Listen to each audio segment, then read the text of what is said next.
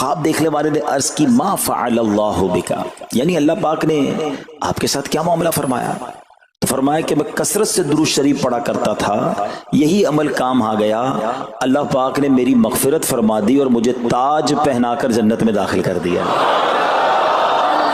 کیا بات ہے درود پاک کی! آپ یقین کریں، اگر میں آپ سے یہ کہوں کہ زندگی میں ایک مسلمان ہونے کی حیثیت سے اگر آپ اپنی خواہشات، اپنی ڈیزائرز کیا کیا ہیں لکھیں ذرا، کہ مجھے دنیا میں کیا چاہیے، مجھے مرتے وقت کیا چاہیے، قبر میں کیا چاہیے، مرنے کے بعد محشر کے دن میں کیا چاہتا ہوں، کبھی اکیلے بیٹھے نا تو لکھیے گا، ٹھیک ہے؟ اور اب میں آپ کو بہت ساری حدیثوں کا کچھ نچوڑ پیش کرنے جا رہا ہوں، سنتے جائیے اور سبحان اللہ بھی کہتے جائیے۔ اگر آپ روزی میں برکت چاہتے ہیں تو درود پاک پڑھیے، اگر آپ بیماری سے شفا چاہتے ہیں تو درود پاک پڑھیے، اگر آپ ذلت و رسوائی سے بچنا چاہتے ہیں تو درود پاک پڑھیے، اگر آپ عزت میں اضافہ چاہتے ہیں تو درود پاک پڑھیے، آپ مصیبتوں اور پریشانیوں سے بچنا چاہتے ہیں تو درود پاک پڑھیے، مرتے وقت کلمہ پڑھنا چاہتے ہیں تو درود پاک پڑھیے، مرتے وقت آقا کا دیدار کرنا چاہتے ہیں تو درود پاک پڑھیے، آپ یہ چاہتے ہیں کہ آقا اپنے مبارک ہاتھوں سے قبر میں اتاریں تو درود پاک پڑھیے، اپنی قبر کو نور مصطفیٰ سے جگمگانا چاہتے ہیں تو درود پاک پڑھیے، قیامت کے دن نبی پاک کے پرچم تلے اٹھنا چاہتے ہیں تو درود پاک پڑھیے، آقا کے ہاتھوں جام کوثر پینا چاہتے ہیں تو درود پاک پڑھیے، اور سنیے آقا کے ساتھ جنت میں جانا چاہتے ہیں تو درود پاک پڑھیے، مدینے جانا چاہتے ہیں، بار بار جانا چاہتے ہیں تو درود پاک پڑھیے، اور زندگی میں دیدار مصطفیٰ کرنا چاہتے ہیں تو درود پاک پڑھیے۔ کچھ باقی رہ گیا ہے؟ اللہ اکبر یا رسول اللہ، مجھے بتائیے اور کچھ باقی رہ گیا ہے؟ ایک مسلمان ہونے کی حیثیت سے what ever I need in دنیا اور ان ہیئر آفٹر، دنیا اور آخرت میں جو کچھ چاہیے، روزی برکت والی، زندگی عزت والی، پریشانیاں دور ہو جائیں، بیماریاں دور ہو جائیں، ذلت و رسوائی سے بچا رہوں، ایمان والی موت ملے، جب تک زندہ رہوں مدینے آتا جاتا رہوں، آقا کی دید کرتا رہوں، آقا جنت میں ساتھ لے جائیں۔ اب کچھ باقی بچتا ہے؟ اب یقین کریں میں نے اپنی طرف سے نہیں بتایا، یہ جن کا کچھ مطالعہ ہے تو ان کو یاد آ رہا ہوگا کہ اس ہر جملے کے پیچھے کوئی نہ کوئی ایک روایت یا کوئی نہ کوئی حدیث موجود ہے، یعنی یہ سارے انعامات دنیا کے، قبر کے، حشر کے، یہ سارے انعامات نبی پاک نے درود پاک کی فضیلت میں بیان فرما دیے ہیں۔ یہ ایسے ہی شاعر نے نہیں کہا کہ ہر درد کی دوا ہے صلی علی محمد، تعویذ ہر بلا ہے صلی علی محمد صلی اللہ علیہ وسلم۔ پھر کیوں نہیں پڑھتے؟ یعنی اتنے سارے مسئلے حل ہو جائیں ایک ہی وظیفے سے۔ لوگ پوچھتے رہتے ہیں کوئی وظیفہ بتا دیں، روزی میں برکت کا بتا دیں، پریشانی دور ہو جائے بتا دیں، مدینے کا کوئی وظیفہ بتا دیں، اور یہ سارے وظیفے درود پاک میں چھپے ہوئے ہیں۔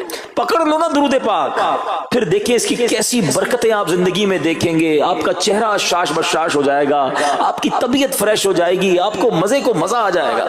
بس درود پاک کی کثرت پڑھتے رہا کریں، پڑھتے رہا کریں، انشاءاللہ برکتیں ہی برکتیں۔ میں بھی نیت کروں، آپ بھی نیت کریں۔ ایک اور خوبصورت بات بتاؤں، جو بڑی خوبصورت آیت ہے، میں سمجھتا ہوں شاید دنیا بھر کے عاشقان رسول کو یہ کم از کم آیت تو سب کو یاد ہوگی۔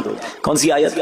ان اللہ وملائکتہ یصلون علی النبی یا ایھا الذین آمنوا صلوا علیہ وسلموا تسلیما۔ مل کر درود پاک، اللہم صل علی سیدنا ومولانا محمد طب القلوب ودوائها وعافیۃ الابدان وشفائها ونور الابصار وضیائها وعلی آلہ وصحبہ وبارک وسلم۔ اب یہ جو آیت درود ہے نا، شعبان کے مہینے میں نازل ہوئی ہے، تو چلو نیت کر لیں انشاءاللہ اب سے روزانہ کثرت سے درود پاک پڑھیں گے انشاءاللہ۔ آئیے مل کر محبت کے ساتھ ایک بار پھر درود پاک، صلو علی الحبیب صلی اللہ تعالی علی محمد صلی اللہ علیہ وسلم۔ مشہور صحابی حضرت ابو ہریرہ رضی اللہ تعالیٰ عنہ فرماتے ہیں کہ ایک مرتبہ میں رسول اکرم نور مجسم صلی اللہ تعالی علیہ وآلہ وسلم کی اقتداء میں نماز عشاء پڑھ کر واپس جا رہا تھا۔ میں نے دیکھا کہ ایک عورت اپنے آپ کو پوری طرح ڈھانپ کر سڑک کے ایک کنارے پر کھڑی ہے، اور اس نے مجھے پکارا کہ اے ابو ہریرہ ذرا میری بات سنو۔ آپ کہتے ہیں میں قریب گیا، میں خلاصہ عرض کر رہا ہوں، تو اس عورت نے کہا کہ مجھ سے بہت بڑا گناہ ہو گیا ہے، کیا میری توبہ قبول ہوگی؟ حضرت ابو ہریرہ نے اس سے سوال کیا کہ کیا گناہ ہو گیا؟ اس نے گناہ کی تفصیل بتائی، کافی بڑا گناہ تھا۔ آپ نے کہا کہ تو ہلاک ہو گئی اور تو نے دوسروں کو بھی ہلاکت میں ڈال دیا، اتنا بڑا گناہ کیا، اب تم توبہ کی امید رکھتی ہو؟ اللہ پاک کی قسم تیری توبہ قبول نہیں ہوگی۔ جب آپ نے یہ کہا تو وہ عورت خوف خدا سے کانپنے لگی اور اتنا زور سے کانپی کہ کانپتے کانپتے وہ بے ہوش ہو گئی۔ آپ نبی پاک کی بارگاہ میں آ گئے۔ اب آپ کو خیال آیا کہ یار میں نے اس کو کہہ تو دیا، مگر میں نے اللہ کے نبی صلی اللہ علیہ وسلم سے مشورہ تو نہیں کیا، پیارے آقا سے پوچھا تو نہیں۔ اب آپ نبی پاک علیہ السلام کی بارگاہ میں آئے اور آقا سے عرض کی کہ حضور ایسا ایسا ہوا اور ایک عورت مجھے ملی اور اس نے مجھے اپنا گناہ بتایا، میں نے کہا اتنا بڑا گناہ، اب تیری توبہ قبول نہیں ہوگی۔ اللہ اکبر۔ جب نبی رحمت شفیع امت صلی اللہ تعالی علیہ وسلم نے یہ بات سنی تو فرمایا انا للہ و انا الیہ راجعون۔ اے ابو ہریرہ تو خود بھی ہلاک ہوا اور تم نے اس عورت کو بھی ہلاکت میں ڈالا، کیا تمہیں اللہ پاک کا یہ فرمان یاد نہیں؟ پھر نبی پاک علیہ السلام نے قرآن مجید فرقان حمید کی یہ آیت تلاوت کی، ذرا غور سے تلاوت سنیے گا۔ اللہ کریم ارشاد فرماتا ہے بسم اللہ الرحمن الرحیم الا من تاب وآمن وعمل عملا صالحا فأولئك يبدل الله سيئاتهم حسنات وكان الله غفورا رحيما۔ ترجمہ کنز العرفان، مگر جو توبہ کرے اور ایمان لائے اور اچھا کام کرے تو ایسوں کی برائیوں کو اللہ نیکیوں سے بدل دے گا اور اللہ بخشنے والا مہربان ہے۔ حضرت ابو ہریرہ نے جب یہ آیت کریمہ سنی اور پیارے آقا علیہ السلام کا یہ فرمان سنا تو آپ کو احساس ہوا کہ میں نے غلط مسئلہ بیان کر دیا ہے۔ آپ پر یہ احساس اتنا غالب ہو گیا کہ آپ مدینہ منورہ کی اب گلیوں میں آواز لگانے لگے۔ ایک عورت نے مجھ سے رات ایک مسئلہ پوچھا تھا، کوئی بتا سکتا ہے وہ عورت کون ہے؟ آپ سارا دن مدینے کی گلیوں میں آواز لگاتے رہے، مجھے اس عورت کا پتہ بتاؤ جس نے مجھ سے مسئلہ پوچھا تھا۔ اب رات ہوئی تو وہ عورت آپ کو کل والی جگہ پر پھر کھڑی مل گئی۔ آپ فوراً اس عورت کے پاس پہنچے، اسے نبی پاک کا فرمان سنایا اور کہا تمہیں مبارک ہو، اگر تم توبہ کرو گی تو اللہ تمہاری توبہ قبول فرما لے گا۔ اب یہ عورت اتنی خوش ہوئی کہ مارے خوشی کے کہتی ہے کہ میرا ایک باغ ہے، میں نے اپنے گناہ کے کفارے میں وہ باغ راہ خدا میں صدقہ کر رہی ہوں۔ یہ پورا باغ ہے ابو ہریرہ میں اللہ کی راہ میں صدقہ کرتی ہوں۔ اللہ اکبر۔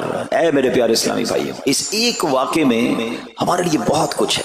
پہلے تھوڑا سا تربیت کے مدنی پھول ذرا سمجھیے کہ اتنی بڑی ہستی ہے سیدنا ابو ہریرہ رضی اللہ تعالیٰ، لیکن جیسے انہیں پتا چلا کہ میں نے یہ مسئلہ تو بیان کر دیا ہے مگر نبی پاک علیہ السلام سے پہلے اس کا حکم تو پوچھ لیتا، یہ ہمیں کیا درس دے رہا ہے کہ بغیر علم کے اپنی طرف سے شرعی مسئلہ بیان نہیں کرنا چاہیے۔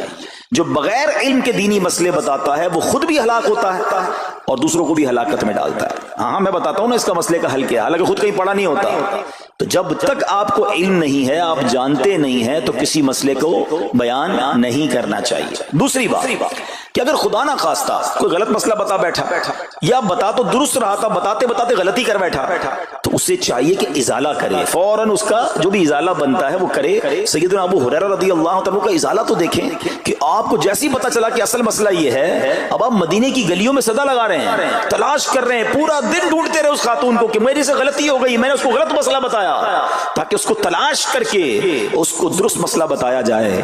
اللہ اکبر۔ صحابہ کرام کی ادائیں بھی کتنی نرالی ہوتی ہیں، اللہ ان کا صدقہ عطا فرما دے۔ اب ہوتا کیا ہے کہ کبھی کوئی غلط مسئلہ بیان ہو گیا یا بیان میں، مشورے میں، درس میں کوئی غلطی ہو گئی، غلطی پتہ چل جائے، اب شرم آتی ہے کہ کیسے کہوں مجھ سے غلطی ہو گئی ہے، میں تو اتنا بڑا مبلغ بن کے گیا تھا، میں نے تو جناب اتنے پبلک میں بیان کیا تھا، اب میں کیسے بتاؤں کہ جناب میں نے یہ غلط پڑھ دیا یا غلط بیان کر دیا۔ حضرت ابو ہریرہ سب سے زیادہ جن کو حدیثیں یاد ہے، مگر سچ بتائیں بات سمجھنے والی پتہ کیا ہے؟ جو لوگ یہ سمجھتے ہیں نا کہ یار غلطی ماننے سے عزت کم ہو جاتی ہے، سچ بتاؤ آج 1450 سال بعد حضرت ابو ہریرہ کا یہ واقعہ سن کے ہمارے دلوں میں ان کی عزت کم ہو رہی ہے، بڑھ رہی ہے؟ Simple is that. غلطی ماننے سے انسان جو ہے وہ نیچا نہیں ہوتا۔ اللہ میرے پیر و مرشد کو سلامت رکھے، جن کی برکت سے لاکھوں علماء بن گئے ہیں، مگر آپ اپنے مدنی مذاکرے میں اپنے ساتھ علماء کرام، مفتیان کرام کو بٹھاتے ہیں، اور اگر کوئی توجہ دلاتا ہے تو لائیو چینل پر آپ فرماتے ہیں کہ یہ مسئلہ یوں نہیں یوں ہے، کوئی عزت کم نہیں ہوتی جناب۔ تو سبحان اللہ، دو باتیں سیکھنے کو ملی کہ پہلے بتانا ہی نہیں ہے، اگر نہیں آتا تو اپنی بڑائی مارنے کے لیے بندہ کہتے مجھے نہیں معلوم، واللہ اعلم میں نہیں جانتا، اور اگر آپ کو لگتا ہے میں صحیح بتا رہا ہوں اور پھر بعد میں کوئی توجہ دلا دے کہ آپ نے غلطی کی ہے تو پھر اس کو بالکل مانے بھی اور اس کا ازالہ کریں. اچھا اب علماء کرام نے بڑے پیارے طریقے بتائے. پہلے تو ظاہر یہ تھا کہ بھائی پبلک میں بیان کیا تو پبلک میں جا کر یا گلیوں میں جا کر آپ نے اعلان کیا. اب تو سوشل میڈیا کا زمانہ ہے, کچھ ویڈیو بنا کے ڈال رہے ہوتے ہیں, انسٹاگرام تو ٹویٹر تو پتہ نہیں کیا کیا چیزیں, موبائل فون, فیس بک, یوٹیوب, تو اب غلط غلط مسئلے لوگ شیئر کر رہے ہیں. ایک یہ بڑا مسئلہ پتہ کیا ہو گیا, ہمارے موبائل پہ جیسے ہی کوئی ویڈیو کلپ آیا, کسی کا بھی آیا یا کوئی پوسٹ آ گئی, کوئی فضیلت ہی آ گئی, نہ چیک کرنا ہے نہ کچھ کرنا ہے, اس کو فوراً فارورڈ کر دینا ہے. حالانکہ اس میں بعض اوقات غلط مسئلے ہوتے ہیں, بعض اوقات غلط حدیثیں ہوتی ہیں, ہمیں پتہ ہی نہیں ہوتا, ہم سمجھتے ہیں آگے شیئر کر دیں. اچھا شیئر کرنے والوں کو بھی بڑا مسئلہ ہے. اگر کوئی وظیفہ, کوئی نفل, کوئی بھی چیز ہے, خود پڑھنی نہیں ہے, آگے 100 لوگوں کو بھیج دینی ہے, پہلے خود تو پڑھو. اچھا خود بھی پڑھنے سے پہلے کہاں چیک کروایا؟ تو پلیز یہ شریعت کے معاملات ہیں, اس میں بڑی غلطی ہو سکتی ہے. تو اگر آپ کو کوئی بھی چیز شیئر کرنی ہے تو بیسٹ آپشن یہ ہے کہ دعوت اسلامی .net, یہ دعوت اسلامی کی ویب سائٹ ہے, اس پر ایک گیلری کا آپشن ہے. آپ وہاں جائیے, وہ مفتیان کرام سے چیک ہوئی پوسٹیں پڑی ہوئی ہیں, آپ وہاں سے پوسٹ اٹھائیں, اس کو شیئر کر دیں, بنداز کریں, کوئی ٹینشن نہیں ہے کیونکہ وہ علماء نے چیک کی ہوئی ہے. مگر ہر آنے والی پوسٹ, ہر آنے والی ویڈیو کو آگے بڑھا دینا, تو مشورہ یہی ہے کہ یہ بڑا سخت معاملہ ہے. کیونکہ یاد رکھیے قرآن مجید فرقان حمید میں اللہ تعالی ارشاد فرماتا ہے وَمَنْ أَظْلَمُ مِمَّنِ افْتَرَىٰ عَلَى اللَّهِ كَذِبًا, اور اس سے بڑھ کر ظالم کون جو اللہ پر جھوٹ باندھے. اچھا اس کے بارے میں علماء فرماتے ہیں کہ اللہ پر جھوٹ باندھنے والا سب سے بڑا ظالم ہے. جب ہم کسی کو دینی مسئلہ بتاتے تو اس کا مطلب کیا ہوتا ہے کہ اللہ نے فرمایا یا اللہ کے حبیب علیہ السلام نے فرمایا. اس کا مطلب اگر ایسا نہیں ہے تو یہ اللہ پر جھوٹ باندھنا ہو گیا نا. ہم نے تو کہا مجھے تو پتہ نہیں تھا, کسی نے پوسٹ بھیجی تھی, کسی نے بتایا تھا, اچھا میں نے کہیں سنا تھا.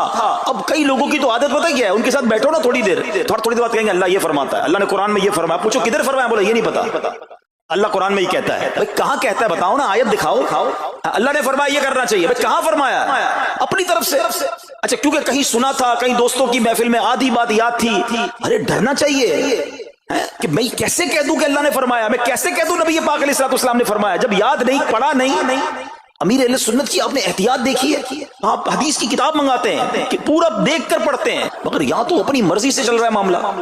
خدا کے واسطے ہم سمجھ رہے ثواب کما رہے ہیں, اور ایسا نہ ہو کہ گناہ جاریہ والے کام ہو رہے ہوں. تو میں نے آپ کو آسان حل بتا دیا کہ دعوت اسلامی کے جو آفیشیل سوشل میڈیا کے پیجز ہیں, اگر آپ کو شوق ہے تو وہاں سے کوئی پوسٹ اٹھا لیں, وہاں سے کوئی چیز اٹھائیں اور اس کو شیئر کریں. باقی خدا را ان کاموں کو اپنی مرضی سے آگے نہ کریں, کہیں ہم گناہ گار نہ ہوں. تو ایک بات تو ہمیں اس پورے واقعے سے سیدنا ابو ہریرہ رضی اللہ تعالیٰ کو جو انداز, آپ کی عاجزی, آپ کا ازالہ کرنا, آپ کا اس عورت کو تلاش کرنا, یہ سکھا رہا ہے کہ مسئلہ غلط بیان کرنا کتنا بڑا مسئلہ ہے. اللہ کرے کہ ہم اس کو سمجھیں. اب دوسری خوبصورت بات, آئے ہائے عورت کا گناہ ہے, بڑا گناہ ہے, مگر نبی پاک نے جو آیت بیان فرما دی اور جو اس تک پیغام پہنچایا کہ توبہ کر لو, میرا رب توبہ قبول فرما لے گا. آئے ہائے میرے پیارے اسلامی بھائیو, کتنا ہی بڑا گناہ کیوں نہ ہو جائے, اللہ سے مایوس نہیں ہونا ہے, اس کی رحمت سے مایوس نہیں ہونا ہے. کیونکہ میرے آقا مدینے والے مصطفیٰ صلی اللہ تعالی علیہ وسلم فرماتے ہیں التائب من الذنب کمن لا ذنب لہ, گناہوں سے توبہ کرنے والا ایسا ہے جیسا اس نے گناہ کیا ہی نہیں ہے. ختم, نل اینڈ وائڈ, ڈیلیٹڈ. یہ اتنی بڑی اللہ کی رحمت ہے کہ بس سچی توبہ ہو جائے نا, اللہ اس کو سارے اس کے گناہ معاف فرما دیتا ہے. حضرت عبداللہ ابن عبید رحمت اللہ تعالی سے روایت ہے, فرماتے ہیں کہ اللہ پاک کے نبی اور ہم سب انسانوں کے والد محترم حضرت آدم علیہ السلام نے اللہ پاک کی بارگاہ میں عرض کی, اے رب عز و جل, تو نے شیطان کو میرا دشمن بنایا ہے, لیکن میری اولاد اس کا مقابلہ کرنے کی طاقت نہیں رکھتی. تو اللہ پاک نے فرمایا اے آدم, آپ کی اولاد میں قیامت تک جو بھی انسان پیدا ہوگا میں اس کے ساتھ ایک محافظ فرشتہ مقرر فرما دوں گا جو انسان کے لیے شیطان کی جو چال ہے اس سے اس کی حفاظت کرے گا. حضرت آدم علیہ السلام نے عرض کی مولا مزید کرم فرما. اللہ پاک نے فرمایا اے آدم, آپ کی اولاد کو ایک نیکی کا اجر 10 گنا ملے گا. نیکی ایک کریں گے اجر ملٹی پلائی بائی 10 ہو جائے گا. اور پھر اللہ نے فرمایا اس پہ مزید بڑھاؤں گا, جبکہ گناہ کوئی ایک کرے گا تو اس کے نامہ عمل میں ایک ہی گناہ لکھا جائے گا. اللہ کی شان دیکھو, ایک نیکی اجر 10 گنا, گناہ ایک لکھا بھی ایک جائے گا. حضرت آدم علیہ السلام نے عرض کی مولا اور کرم کر دے. دیکھو شروع سے ہم پر مہربانیاں ہیں. حضرت آدم علیہ السلام بھی اپنی اولاد کے لیے اللہ کی بارگاہ میں عرض کر رہے ہیں. اللہ پاک نے فرمایا اے آدم, جب تک روح انسان کے بدن میں رہے گی میں اس کی توبہ قبول کرتا رہوں گا. جب تک زندہ ہے نا, جب تک توبہ کر لے اس کی توبہ قبول ہو جائے گی۔